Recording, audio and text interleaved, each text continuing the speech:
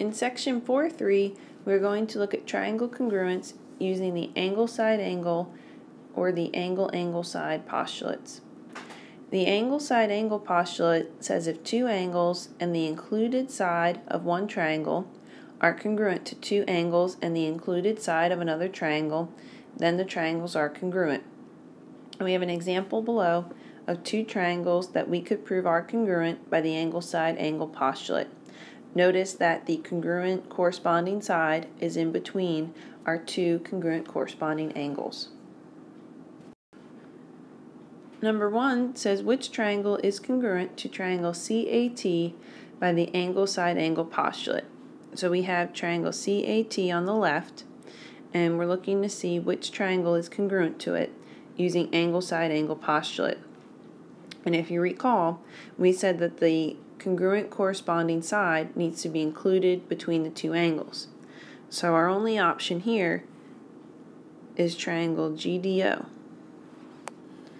So triangle GDO is congruent to triangle CAT by the angle-side-angle postulate. Number 2, which triangles are congruent by angle-side-angle? So again, the side needs to be included between our two angles, and also the congruent sides need to be corresponding. So we see that that would be triangle CAT again, and also triangle GDO.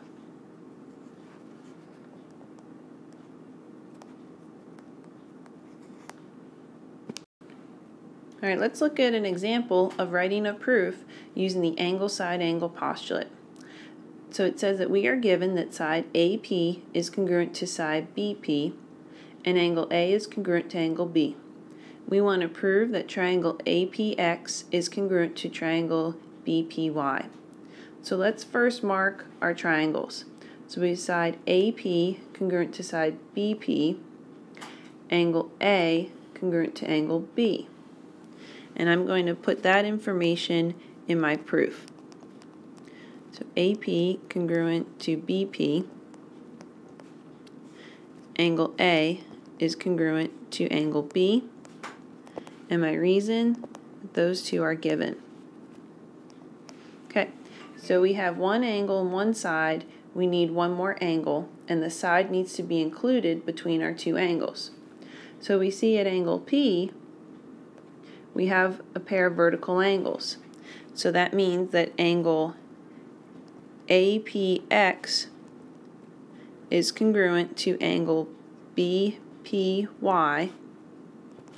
My reason is because vertical angles are congruent.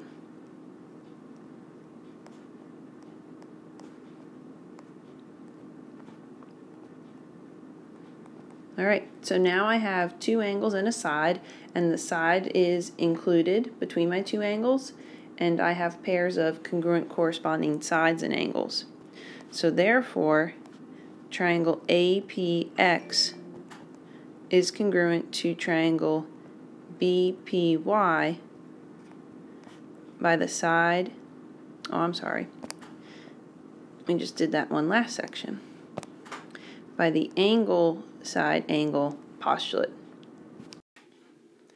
The angle-angle postulate says if two angles and a non-included side of one triangle are congruent to two angles and a non-included side of another triangle, then the triangles are congruent. And below you will see we have two triangles that we could prove are congruent by the angle-angle-side postulate. Alright, let's look at an example of proving two triangles congruent using the angle-angle-side postulate. We are given that side AB is parallel to side CD, and angle D is congruent to angle B. We want to prove that triangle ABC is congruent to triangle CDA. So let's first mark our two triangles. If side AB is parallel to side CD, I'm going to mark that using a pair of arrows. Then angle D is congruent to angle B. And first I'm going to write those two things in my proof. So side AB is parallel to CD, and angle D is congruent to angle B. And those are both given. So for the angle side postulate, we need another angle and another side. Well, I noticed that side AC is shared by both of my triangles. So I can say side AC is congruent to itself. Oops, let me fix that a little.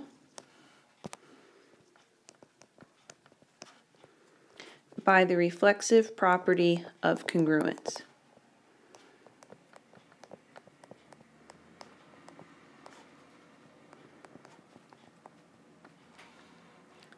And now I just need a pair of congruent corresponding angles. Well, there's a reason why they told us side AB is parallel to side CD.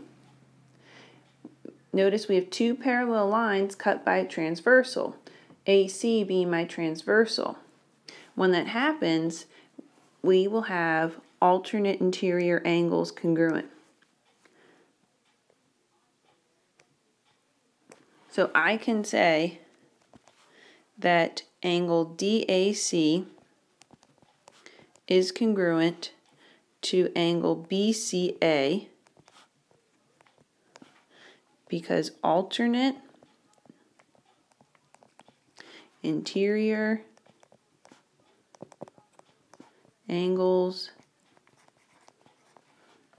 are congruent. So that's something from last chapter that you have to remember. So we have to remember our types of angles are all possibilities for proving triangles congruent. All right, so now I have two congruent corresponding angles and one congruent corresponding side, and my side is not included between my two angles. So therefore, triangle ABC is congruent to triangle CDA by the angle side postulate. All right, and last thing for this section. It says, from the ways you know how to prove triangles congruent, determine whether the following triangles are congruent. So now we have all our possibilities. We have the side, angle, and angle side postulates. So in number one, we see that we have two sides and an angle congruent. The angle is included, and the sides are corresponding. So number 5 will be side, angle, side. In number 6, again, we have two pairs of corresponding congruent sides and a congruent angle. However, the angle is not included between our two sides. We would need to know that this angle is congruent to this angle, but we don't know that. So number 6, it's not possible. Not enough information. Number 7, we have two pairs of corresponding congruent angles, a congruent corresponding side, and the sides not included between our two angles. So these two triangles would be congruent by angle, side. And finally 8, we have two pairs of congruent corresponding angles, a congruent side, and that side is included between our two angles. So the two triangles would be congruent by angle, side, angle.